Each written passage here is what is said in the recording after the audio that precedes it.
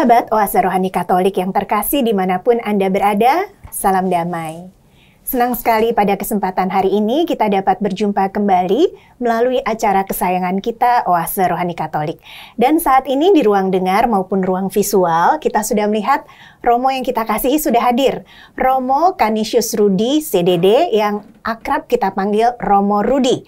Halo Romo Rudi, apa kabar Romo? Halo Mbak Raufi, salam sehat, penuh sukacita. Amin. Terima kasih untuk kehadirannya Romo ya. Sama-sama. Dan juga bersama dengan saya Immaculata Raufi. Sahabat Oase Rohani Katolik yang terkasih, marilah kita siapkan hati kita untuk mengawali acara ini dengan doa yang akan dipimpin oleh Romo Rudi. Silakan Romo. Baik, teman-teman semua, mari kita hening sejenak untuk bersatu di dalam doa. Dalam nama Bapa dan Putra dan Roh Kudus. Amin. Amin. Allah Bapa yang Maha Kasih, kami bersyukur atas segala anugerah, kebaikan-Mu yang boleh kami alami sepanjang hidup kami. Engkau menggembirakan kami hari ini dengan peringatan Santa Cecilia, perawan dan martir gereja. Semoga teladan hidupnya dapat kami ikuti, sehingga kami pun mampu menyatakan karya kasih Kristus Putramu Yesus Kristus dalam setiap langkah hidup kami. Dan semoga melalui pewartaan sabdamu di dalam acara Sahabat Oase Rohani Katolik hari ini, bisa membawa damai berkat bagi kami semua, dan saudara-saudara kami yang membutuhkan belas kasih-Mu. Sebab Dialah Tuhan dan pengantara kami yang hidup dan berkuasa bersama Dikau dalam persatuan dengan Roh Kudus, Allah sepanjang segala masa. Amin. Dalam nama Bapa dan Putra dan Roh Kudus. Amin. Terima kasih Romo Rudi. Sahabat Oase Rohani Katolik yang terkasih, sesuai dengan bacaan kudus pada hari ini kita akan mendengarkan bacaan-bacaan. Bacaan pertama dari kitab kedua Makabe bab 7 ayat 1 dilanjutkan dengan ayat 20 sampai dengan 31. Dan Injil suci menurut Lukas bab 19 ayat 11 sampai dengan 28. Seperti biasa saya akan membacakan bagi kita semua bacaan yang pertama. Pembacaan dari kitab kedua Makabe. Pada waktu itu, ada 7 orang bersaudara beserta ibunya ditangkap. Dengan siksaan cambuk dan rotan, mereka dipaksa oleh Raja Antiochus Epiphanes untuk makan daging babi yang haram. Ibu itu sungguh mengagumkan secara luar biasa. Ia layak dikenang baik-baik. Ia harus menyaksikan ke-7 anaknya mati dalam tempo 1 hari saja. Namun demikian, ia tetap menanggungnya dengan tabah dan besar hati karena harapannya kepada Tuhan. Dengan rasa hati yang luhur, ia menghibur anaknya masing-masing dalam bahasanya sendiri penuh dengan semangat hukum. Dengan semangat jantan dikuatkannya tabiat kewanitaannya. Lalu ia berkata kepada anak-anaknya, "Aku tidak tahu bagaimana kalian muncul dalam kandunganku. Bukan akulah yang memberi kalian nafas dan hidup, atau menyusun anggota-anggota badanmu satu persatu. Melainkan pencipta alam semestalah yang membentuk kelahiran manusia dan merencanakan kejadian segala sesuatunya. Dengan belas kasih Tuhan akan memberi roh dan hidup kepadamu. Justru karena kini kalian memandang dirimu bukan apa-apa demi hukum-hukumnya." Adapun Raja Antiochus mengira bahwa ibu itu menghina dirinya, dan ia menganggap bicaranya suatu penistaan. Anak bungsu yang masih hidup tidak hanya dibujuk dengan kata-kata, tetapi raja juga menjanjikan dengan angkat sumpah bahwa si bungsu akan dijadikannya kaya dan bahagia. Asal saja ia mau meninggalkan adat istiadat nenek moyangnya. Bahkan ia akan dijadikan sahabat raja, dan kepadanya akan dipercayakan berbagai jabatan negara. Oleh karena pemuda itu tidak menghiraukan sama sekali, maka raja memanggil ibunya dan mendesak, supaya ia menasehati anaknya demi keselamatan hidupnya. Sesudah lama didesak, barulah ibu itu menyanggupi untuk meyakinkan anaknya. Kemudian ia membungkuk kepada anaknya, Lalu dengan mencemoohkan penguasa yang bengis itu, ia berkata dalam bahasanya sendiri, "Anakku, kasihanilah aku yang 9 bulan lamanya mengandungmu dan 3 tahun lamanya menyusui engkau. Aku pun sudah mengasuhmu dan membesarkanmu hingga umurmu sekarang ini dan terus memeliharamu. Aku mendesak, ya anakku, tengadahlah ke langit dan ke bumi, dan kepada segala sesuatu yang kelihatan di dalamnya. Ketahuilah bahwa Allah menjadikan semuanya itu bukan dari barang yang sudah ada. Demikianlah bangsa manusia dijadikan. Jangan takut kepada algojo itu. Sebaliknya, hendaklah menyatakan diri sepantas kakak-kakakmu dan terimalah maut itu, supaya aku mendapat engkau bersama kakak-kakakmu di masa belas kasihan kelak." Belum lagi ibu mengakhiri ucapannya, berkatalah pemuda itu, "Kalian menunggu siapa? Aku tidak akan taat kepada penetapan raja. Sebaliknya, aku taat kepada segala ketetapan Taurat yang sudah diberikan oleh Musa kepada nenek moyang kami. Tetapi baginda, yang menjadi asal-usul segala malapetaka yang menimpa orang-orang Ibrani, pasti tidak akan luput dari tangan Allah." Demikianlah sabda Tuhan. Syukur kepada Allah. Sahabat Oase Rohani Katolik yang terkasih, marilah kita menaikkan Mazmur tanggapan dengan penuh sukacita. Pada waktu bangun, aku menjadi puas dengan hadirat-Mu, ya Tuhan. Pada waktu bangun, aku menjadi puas dengan hadirat-Mu, ya Tuhan. Dengarkanlah Tuhan, pengaduan yang jujur. Perhatikanlah seruanku. Berilah telinga kepada doaku, doa dari bibir yang tidak menipu. Pada waktu bangun, aku menjadi puas dengan hadirat-Mu, ya Tuhan. Langkahku tetap mengikuti jejak-Mu. Kakiku tidaklah goyah. Aku berseru kepadamu karena Engkau menjawab aku. Ya Allah, sendengkanlah telingamu kepadaku. Dengarkanlah perkataanku. Pada waktu bangun, aku menjadi puas dengan hadirat-Mu, ya Tuhan. Peliharalah aku seperti biji mata. Sembunyikanlah aku dalam naungan sayap-Mu. Aku dalam kebenaran akan kupandang wajah-Mu. Dan pada waktu bangun, aku akan menjadi puas dengan rupa-Mu. Pada waktu bangun, aku menjadi puas dengan hadirat-Mu, ya Tuhan. Sahabat yang terkasih, marilah saat ini kita menyiapkan hati untuk mendengarkan bacaan Injil. Bait pengantar Injil. Haleluya, haleluya, haleluya, haleluya, haleluya, haleluya. Aku telah menetapkan kalian supaya kalian pergi dan menghasilkan buah yang takkan binasa, sabda Tuhan. Haleluya, haleluya, haleluya. Tuhan bersamamu Dan bersama rohmu. Inilah Injil suci menurut Santo Lukas. Dimuliakanlah Tuhan. Pada waktu Yesus sudah dekat Yerusalem, orang menyangka bahwa kerajaan Allah akan segera tampak. Maka Yesus berkata, ada seorang bangsawan berangkat ke negeri yang jauh untuk dinobatkan menjadi raja. Sesudah itu, baru ia akan kembali.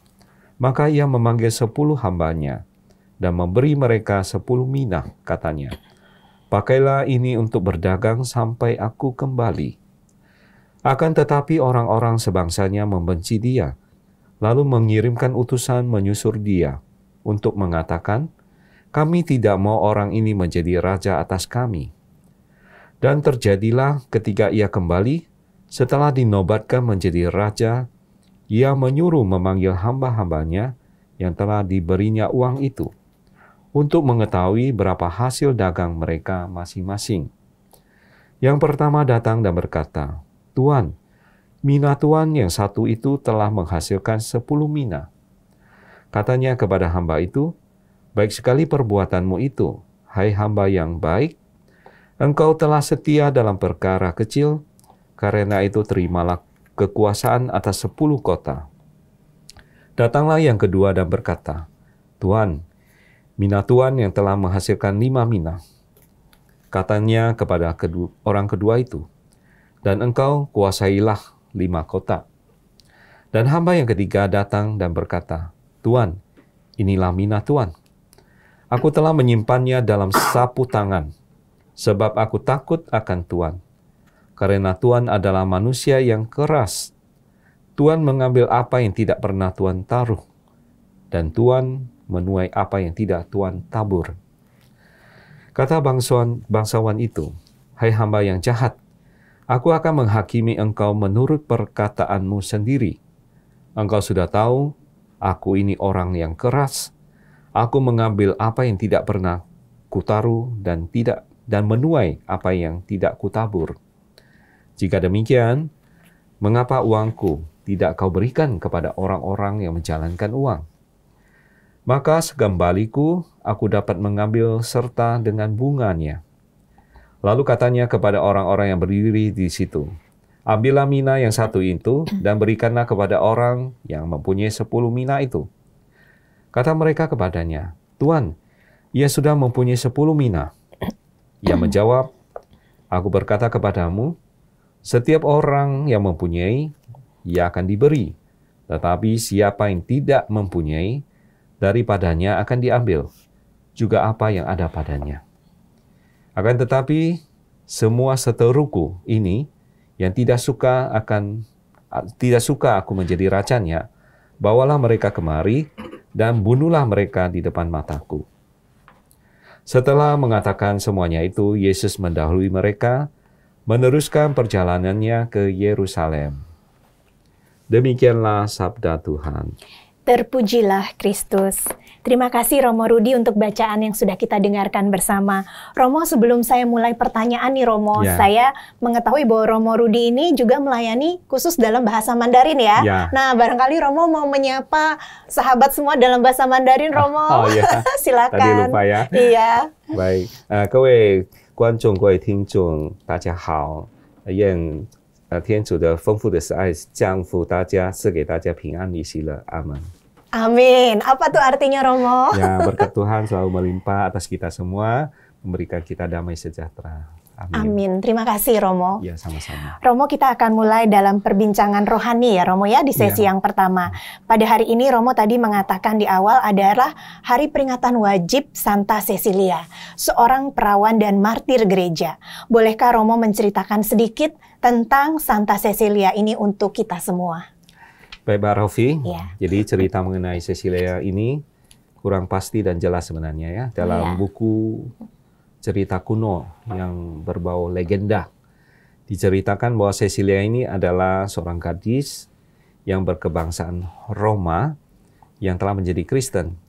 Ia sebenarnya putri seorang bangsawan dari suku bangsa Koesilia ya. Suku terkenal yang menghasilkan banyak pemimpin serta 18 orang konsul untuk Republik Roma pada waktu itu. Jadi konon semenjak kecil ia telah berikrar kepada Allah untuk hidup suci murni dan tidak menikah. Namun ketika sudah dewasa, orang tuanya itu mempertunangkan ia dengan seorang pemuda bernama Valerianus ya. Seorang pemuda yang berhati mulia dan jujur, tetapi masih belum mengenal Kristus. Ya.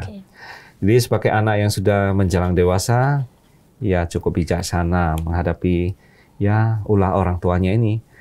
Ia tidak menolak kehendak orang tuanya ya. Kendati pun dalam hatinya ia terus berupaya mencari jalan bagaimana caranya ia tetap mempertahankan diri, mempertahankan ikrar yang kemurniannya yang pernah ia ucapkan ya. Ia yakin bahwa Tuhan yang Maha Kuasa akan membantunya dalam niat yang baik itu. Nah, dengan keyakinan itu, imannya tidak goyah ya, sampai tetap menghormati kedua orang tuanya. Iya.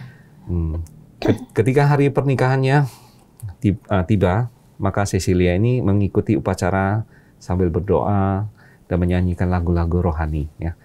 Sementara itu para tamu sudah datang dan bunyi musik pun sudah ramai terdengar, ya. Sesuai dengan pesta perkawinan itu. Ramai bukan main ya. Jadi dia bernyanyi ya, dengan suaranya yang bagus. Nah, ia bersama Valerianus, suaminya, memasuki kamar mereka sebagai suatu suami istri setelah acara berakhir. Dengan berani Cecilia ini berkata kepada suaminya, Valerius ya, katanya ya, aku mau menceritakan kepadamu suatu rahasia pribadi. Aku mohon engkau mendengarkannya dengan sepenuh hati dan tetap menerima aku sebagai istrimu. Engkau harus tahu bahwa aku mempunyai seorang malaikat yang selalu menjaga aku. Jika engkau berani menyentuh atau sebagaimana biasanya dilakukan oleh suami istri yang sudah menikah secara resmi, maka malaikat itu akan marah dan engkau akan menanggung banyak penderitaan. Ya. Tetapi jika engkau menghormati keperawananku, maka malaikat pelindungku itu akan mencintai engkau sebagaimana ia mencintai aku. Lalu kata Valerianus ini, tunjukkanlah malaikat itu kepadaku. Jika ia berasal dari Tuhan, maka aku akan mengikuti kemauanmu. Jawab Cecilia ini, dia berkata apa? Jika engkau percaya dan mau dibaptis menjadi Kristen, engkau akan melihat malaikat itu. Jadi Valerianus ini juga taat ya. Iya. Lalu menyetujui ya usul Cecilia ini, istrinya ya. Iya. Ia disuruh untuk menghadap Paus Urbanus pada waktu itu ya, di mana dia mengalami suatu penampakan ajaib, mendapat pengetahuan iman, lalu ia bertobat ya dan dipermandikan oleh Paus Urbanus. Ketika ia kembali ke rumah, didapatinya Cecilia ini sedang berdoa didampingi seorang malaikat, malaikat pelindung dia ya. Iya. Yang membawa 2 mahkota bunga untuk Cecilia dan suaminya. Jadi Valerianus ini sangat terharu menyaksikan peristiwa itu. Dengan itu apa yang dikehendakinya terpenuhi. Ia melihat sendiri malaikat pelindung Cecilia istrinya. Dan pada waktu itu Kaisar Roma Diocletianus ya, sedang giat mengejar, menganiaya umat Kristen. Dengan rajin Cecilia dan Valerianus setiap hari menguburkan jenazah orang-orang Kristen yang dibunuh ya. Tapi akhirnya Valerianus ditangkap dan dihukum mati bersama adiknya. Dan seorang tentara Romawi yang bertobat juga ikut dibunuh. Tak lama kemudian Cecilia juga ditangkap dan diadili. Ia menolak dengan tegas bujukan para penguasa. Maka ia disiksa dengan bermacam-macam cara. Tetapi semuanya itu sia-sia saja. Akhirnya dia dipenggal lehernya dan wafat sebagai martir Kristus pada tahun 230. Di keberaniannya menghadapi kemartiran membuat Cecilia ini tampil sebagai contoh gadis Kristen sejati yang menjadikan hidupnya suatu madah kemuliaan pujian bagi Tuhan. Ia dengan tegas dan gembira memilih keperawanan dan lebih senang mati daripada menyangkal cinta setianya kepada Kristus. Jadi kemartirannya ini membuat banyak orang bertobat ya, khususnya di Roma, dan mereka mengimani Kristus. Akhirnya dalam abad ke-5 di Roma didirikan sebuah gereja basilika untuk menghormatinya ya. Dan devosi rakyat segera mengangkatnya sebagai santa pelindung paduan suara atau musik gerejawi. Sekelumit cerita tentang Cecilia ini. Iya, baik Romo Rudi, sangat menarik sekali kisah dari Santa Cecilia ini ya Romo ya. Dan saya terus terang baru tahu nih bahwa Santa Cecilia itu adalah pelindung paduan suara dan musik gerejawi. Ya. Waktu dia menikah kan dia bernyanyi dalam merdu ya. Dia orang-orang kagum kali ya. Iya, jadi itu bernyanyi dalam arti sesungguhnya bukan di dalam hati ya Romo ya. Baik-baik. Kebetulan kan saya anggota KUR nih Romo. Jadi semakin bisa juga nih kalau kita mengalami kesulitan KUR berdoa melalui perantaraan Cecilia ini ya Romo ya. Iya, baik. Terima kasih Romo. Romo tadi bacaan pertama itu juga sangat menarik ya Romo ya. Pasti banyak inspirasi atau hikmat apa yang bisa kita petik dari bacaan tersebut, Romo? Baik ya, bersamaan dengan peringatan martir gereja, kita belajar dari semangat seorang martir suci yaitu Santa Cecilia tadi ya. Dan sebagai umat Allah kita dapat belajar banyak dari kesetiaan yang ditunjukkan oleh keluarga kudus dari bacaan pertama dari kitab kedua Makabe tadi ya. 7 orang bersaudara, kemudian ibunda mereka satu persatu dibunuh demi iman mereka. Ya bayangkan ya. Dalam satu hari lagi. Sedih banget, saya bacanya tadi sedih. Ya, sangat sedih. Mereka tidak sudi melihat siapapun atau apapun dari dunia ini menjadi penghalang bagi mereka dalam melangkah di jalan kebenaran yang selama ini mereka yakini dengan penuh iman. Di kepercayaan mereka kepada Allah dan janji-janjinya yang diwujudkan dalam pengakuan iman mereka akan kasih Allah, kepercayaan mereka akan kebangkitan kepada hidup baru, dan keadilan Tuhan Allah. Ya. Nah, jadi ke-7 laki-laki bersaudara itu dan ibunda mereka semuanya mati sebagai martir. Ya. Karena meyakini bahwa kebenaran Allah akan menang. Ya. Amin. Nah, sesuai dengan peringatan hari ini juga ya, Santa Cecilia yang menjadi martir membela kemurnian ya dan kebenaran. Dan pesan kepada umat tentang iman yang harus dibela sampai mati adalah sesuatu yang dihadirkan gereja dalam liturginya ya. Paling sedikit kita lihat dalam 1 bulan gereja itu menghormati seorang dari para martirnya, paling sedikit ya. Sebulan 1 kali ya? Ya, pasti ada. Paling sedikit. Paling sedikit. Ya. Apa maksudnya ya? Ini ada maksudnya untuk mengingatkan kita tentang pentingnya memegang teguh kebenaran, walaupun di tengah-tengah berbagai tekanan berasal dari pengaruh-pengaruh duniawi. Nah, contoh yang diberikan oleh sang ibu dan ke-7 anak laki-laki yang dengan ikhlas menyerahkan anak-anaknya agar Allah tidak dicederai dan mengalami penistaan. Nah, dapat menguatkan kita melangkah di jalan iman Kristiani selagi kita mengikuti jejak Kristus. Nah, sekarang mari kita bertanya kepada diri kita masing-masing ya, apakah hati kita berkobar-kobar dengan cinta kasih kepada Allah seperti sang ibu dalam bacaan pertama hari ini, sehingga kita dapat memberikan inspirasi, nah, khususnya kepada anak-anak kita. Apakah kita memiliki hasrat agar anak-anak kita ini atau para sahabat kita ini memiliki hati yang berkobar-kobar dengan cinta kasih kepada Allah saja ya. Jadi saudara-saudariku yang terkasih, biarkah Allah dapat mengubah hati selagi kita datang kepadanya dalam doa dan tinggal bersamanya dalam kegiatan-kegiatan kita sehari-hari. Nah, mari kita memusatkan pandangan kita kepadanya, sang penyempurna iman dan pengharapan kita yang memiliki kuasa yang mampu mengubah hidup kita. Amin. Terima kasih Romo. Romo masih ada beberapa menit ke muka nih Romo. Saya mau bertanya sedikit aja nih Romo. Ya. Maksudnya hati kita berkobar-kobar dengan cinta kasih kepada Allah saja. Ada penekanannya kepada Allah saja. Nah, ini kalau dikaitkan dengan bacaan tadi dan keadaan kita sekarang ini gimana maksudnya Romo? Ya, dalam keadaan apapun ya, dan menghadapi situasi apapun ya, di masa sekarang ini khususnya ya.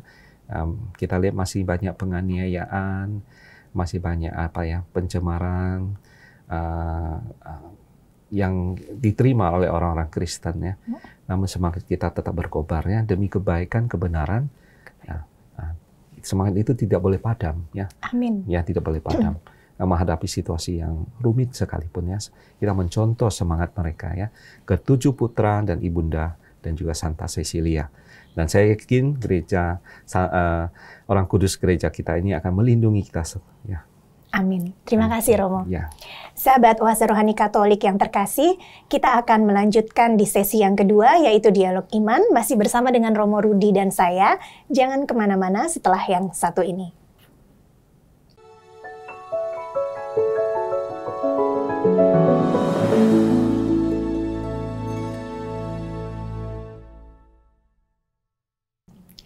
Sahabat Oase Rohani Katolik yang terkasih dimanapun Anda berada, selamat bergabung dalam acara Oase Rohani Katolik di sesi yang kedua. Masih bersama dengan Romo Rudi dan juga saya. Sahabat Oase Rohani Katolik yang terkasih, bagi Anda yang punya masukan untuk kebaikan dan juga untuk pertumbuhan acara ini, sahabat semua bisa memberikan saran-saran di Gmail, orkkaj2021@gmail.com. orkkaj2021@gmail.com atau melalui WhatsApp di nomor 0881 0251 33438. Baik, kita lanjut lagi ya Romo ya. Ya, baik. Romo, bacaan Injil kita pada hari ini, kabar gembira apa Romo? Kabar baik apa yang bisa kita terima? Baik, saya akan memulai dengan sebuah cerita ya, Mbak Raffi. Saya akan jadi ada seorang pemburu menemukan sebutir telur elang. Elang. Ya. Lalu dia meletakkannya ya, agak nakal nih ya, di eraman induk ayam, bayangkan ya. Jadi ketika telur ayam itu menetas, telur elang juga menetas bersamaan, maka jadilah bahwa anak elang itu hidup dan menjadi besar bersama dengan anak-anak ayam itu. Lalu selama hidupnya elang itu berbuat seperti seekor ayam, ya karena dia di habitat ayam kan. Iya. Ia mengira bahwa dirinya itu seorang ayam saja. Ia mengais-ngais tanah untuk mencari cacing dan serangga. Ya berkotek-kotek juga lah, bayangkan. Ya, kasihan.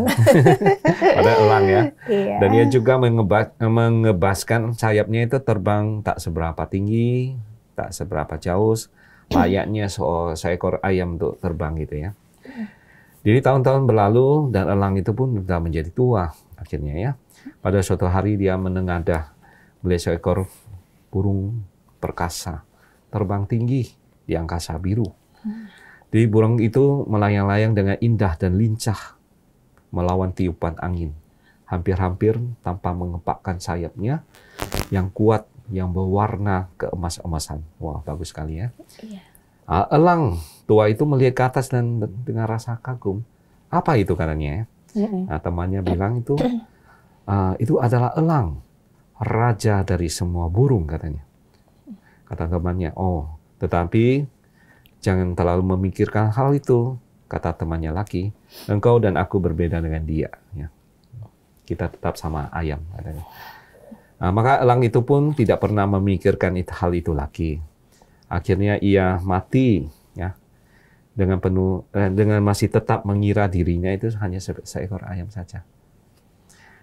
Cerita ini menyedihkan ya. Iya Romo. Nggak happy ending ya. Iya, sayang ya. Iya, elang betul. itu tidak mau menyadari. Atau dia memang tidak menyadari ya. Iya. Mencoba menggunakan kemampuannya ya. Iya. Ya sebenarnya seekor burung elang yang dengan kemampuan-kemampuan yang luar biasa ya untuk membelah angkasa ya. Iya. Tetapi akhirnya hanya bisa menjadi unggas melata di tanah ya. Hal yang sama juga bisa terjadi dengan kita manusia. Kita juga dikaruniai berbagai talenta, berbagai bakat dan kemampuan terpendam lainnya. Betul ya? Iya, betul, Mang.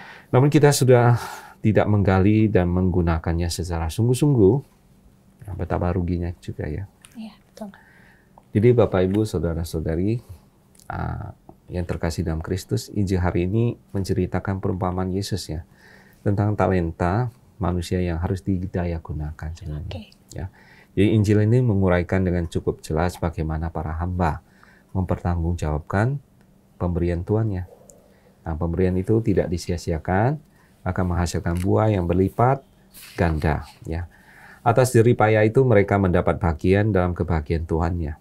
Ya. Melalui perumpamaan ini Yesus berbicara kepada kita tentang banyaknya dan berbeda-bedanya anugerah yang dipercayakan Tuhan kepada manusia. Sesuai dengan kesanggupan masing-masingnya. Ya. Nah, Tuhan tidak mungkin ya memberi kita menuntut lebih dari kesanggupan kita. Semuanya diukur menurut usaha dan ketekunan masing-masing.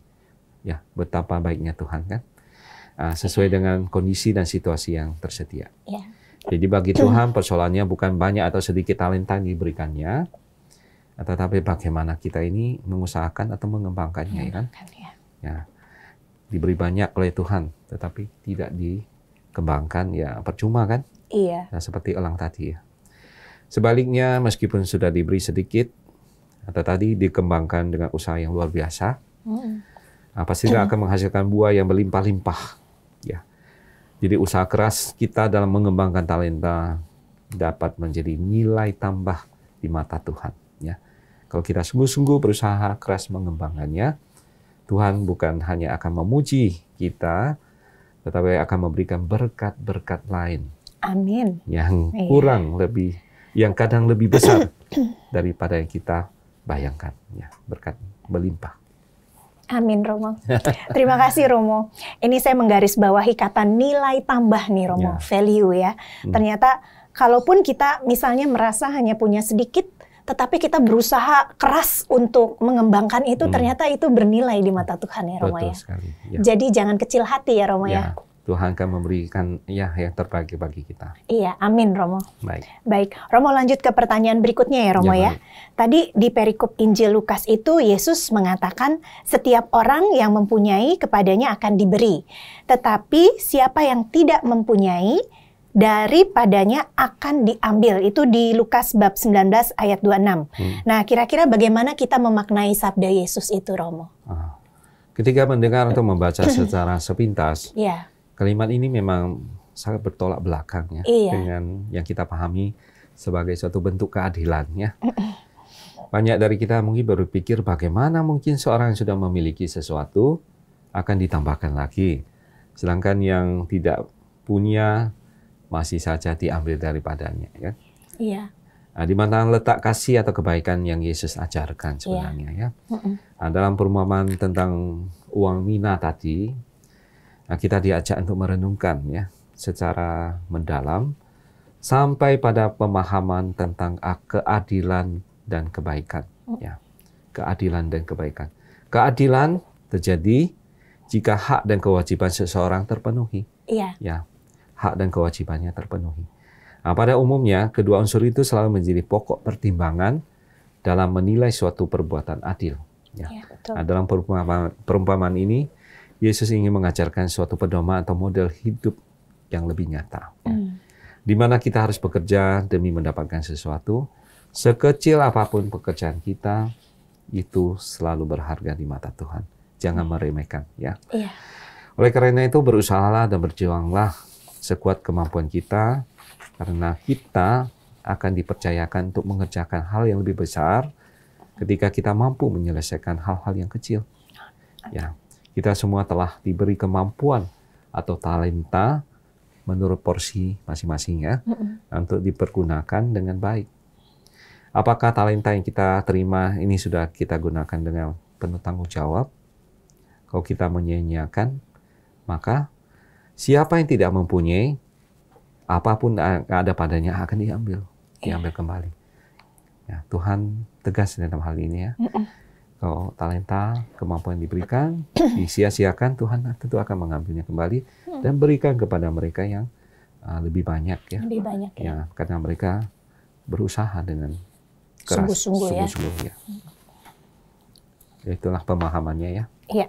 Jadi tentang keadilan dan kebaikan itu sendiri ya, Romo ya? Ya. Baik-baik. Jadi tidak ada yang tidak adil dalam perikop tadi ya? Ya, Tuhan selalu memberikan porsinya kepada kita masing-masing. Iya. Baik, Romo. Nah, Romo melanjuti kisah tadi dan juga penjelasan Romo tentang perikop tadi ya, Romo ya.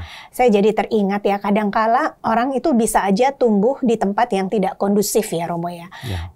Atau tidak mendukung perkembangan talenta-talenta atau bakatnya. Ketika seorang anak tumbuh di dalam keluarga yang prasejahtera, seperti itu Romo, yang berkekurangan ya, kemungkinan besar kesempatan untuk mengembangkan talentanya itu minim atau bahkan tidak ada gitu. Karena orang tuanya prasejahtera, anaknya punya bakat ini itu, tetapi nggak bisa dikembangkan gitu.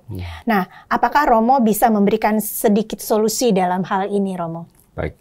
Jadi anak pintar sekolah, bercita-cita, ingin menjadi seorang dokter misalnya ya, menjadi pejabat atau presiden, atau pintar musik, ingin jadi seniman, atau menjadi pelukis dan sebagainya.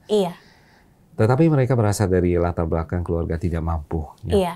Nah, tentu saja mereka bisa terhambat ya kemajuannya karena tidak mempunyai fasilitas yang mendukung bakat atau talenta mereka. Ya. Nah, dengan demikian talenta atau bakat itu menjadi sia-sia, disimpan dan dibiarkan saja ya. Dengan demikian seperti burung elang tadi ya, hidup di lingkungan ayam sangat disayangkan bukannya? Iya betul, Mo. Dia berkat atau bakat atau talenta seorang kalau tanpa dukungan dari keluarga misalnya dan orang-orang sekitarnya, ya, nah, tentu juga hilang dengan sendirinya, ya, akan diambil daripadanya. Nah, dalam mengatasi persoalan tadi ya, anak-anak yang berbakat dari keluarga yang kurang mampu atau prasejahtera ya, mungkin usaha yang bisa dilakukan ya, adalah untuk mengetuk hati para dermawan atau mencari bantuan orang-orang yang mampu ya, yang bermurah hati, yang mau membantu anak-anak tersebut. Nah, sebagai umat beriman, kita harus peka juga atas kebutuhan sesama kita yang membutuhkan uluran tangan orang lain. Ya, kita bisa menjadi perpanjangan tangan bagi saudara-saudara kita yang membutuhkan pertolongan dari kita. Ya. Iya, Misal, baik Romo. Nah, di dalam gereja kita kan ada namanya apa? Asak. Asak, iya. Nah, itu benar-benar suatu wujud nyata Romo ya, yang kami rasakan. Asak itu singkatan dari ayo sekolah, ayo kuliah. Jadi di situ paroki itu membantu sebagian dana yang dibutuhkan supaya anak itu nggak sampai putus sekolah, Romo. Ya. Karena kan pendidikan itu sesuatu yang sangat fundamental ya Romo ya. Ya, bagaimana orang ke depannya mau menjadi sukses ya Romo. Itu dasar yang paling harus kita kita lengkapi ya dalam hidup sebagai manusia yang sempurna. Iya betul sekali Romo. Nah di sini Romo saya sangat berkesan juga dengan penjelasan Romo bahwa kita mengetuk hati para dermawan, mencari bantuan dari orang-orang mampu yang bermurah hati. Nah ini saya jadi ingat dengan Bapa kita ya Romo, kan Allah kita adalah murah hati, maka hendaklah kita murah hati, kan ada ya di Injil ya Mo ya. Nah sebetulnya kata murah hati ini bagaimana sih Mo supaya kita semua gitu kembali diingatkan, bahwa saya itu harus bermurah hati, dan kalau mau murah hati kan nggak nunggu jadi orang kaya dulu ya Romo ya. Silakan Romo mungkin memberikan saran buat kita semua pada hari ini. Ya bermurah hati bukan artinya harus menjadi orang kaya ya. Yang penting PK tadi kan saya bilang mengetahui PK terhadap kebutuhan orang lain. Biarpun saya ya bukan orang kaya, saya mampu memberi sesuatu ya. Yang penting ikhlas, penuh keikhlasan ya. Penuh keikhlasan. Nah itu suatu sumbangsi yang besar juga ya bagi orang yang membutuhkan tadi ya. Walaupun saya ini bukan orang kaya sebenarnya ya, tapi saya juga bisa memberi ya. Bukan cuma memberi itu fokus kepada uang atau materi ya. Nah, semangat juga bisa ya. Atau hal-hal lain ya yang menunjang ya. Talenta tersebut biar bisa berkembang. Memberi pengajaran ya seperti Mbak Raufi kan, ya mempunyai bakat public relation ya, bisa mengembangkan itu, mengajar anak-anak bikin dengan secara gratis atau bagaimana ya, itu kan suatu bentuk juga nyata dalam mengembangkan potensi anak-anak ya, yang kurang mampu khususnya. Betul sekali Romo. Baik, terima kasih Romo. Jadi kita dalam hal bermurah hati itu tidak fokus pada uang aja ya Romo ya. Baik Mo. Oke, Romo kan pernah jadi kepala sekolah nih di Pontianak ya. Ya, sudah lama mungkin sih. Ada nggak Romo, di tempat Romo dulu melayani seorang anak yang memang berpotensi gitu loh Romo, dan berhasil, maksudnya dientaskan, bantu sampai dia berhasil. Ada sih ya. Ada ya Romo ada beberapa anak yang pintar sekali ya memang ya, sangat disayangkan kalau tidak dikembangkan talentanya. Makanya kami di sekolah memberikan beasiswa ya. Secara murni. Ya dari kelas 10 waktu itu ya. 10, 11, 12 ya. SMA waktu itu ya. Diberi beasiswa murni penuh ya. Supaya dia bisa belajar dengan fokus ya. Dan akhirnya memang dia mencapai prestasi yang paling baik di sekolah. Ya. Amin. Romo. Ada beberapa anak dan sering ikut pernah dalam pertandingan lomba olimpiade dan sebagainya. Luar biasa. Ya. Jadi sekaligus mengharumkan nama sekolah dan juga menjunjung dirinya sendiri kan untuk maju. Akhirnya saya dengar mendapat juga ini ya beasiswa untuk kelanjutan di perguruan tinggi karena prestasi yang dia dihasilkan ketika perlombaan olimpiade ya. Ini salah satu cara ya, supaya anak-anak itu bisa berkembang di masa depan. Amin, Romo. Ya, lancar. Iya, semoga anak tersebut sekarang udah sukses, Ya, bisa saya dengar lihat Romo ya. hari ini di Oase Rohani Katolik ya. ya, semoga Amin, ya. amin. Karena kan di share-share ya Romo ya, untuk betul, menjadi berkat betul. siaran ini. Baik, Romo, tidak terasa kita sudah sampai di penghujung acara, Romo. Betul. Apakah Romo bisa memberikan kesimpulan dari pesan-pesan bacaan kita pada hari ini secara khusus dari bacaan Injil? Ya, Ya. tetap pesan ya bagi Ya, pesan saudara-saudara ya. yang memiliki banyak talenta atau bakat, kita semua disadarkan bahwa kehidupan dunia ini sifatnya sementara. Harus kita isi dan kita kembangkan dengan sebaik-baiknya. Amin. Ya, terutama dalam mengembangkan semua talenta yang telah dianugerahkan Tuhan kepada kita masing-masing.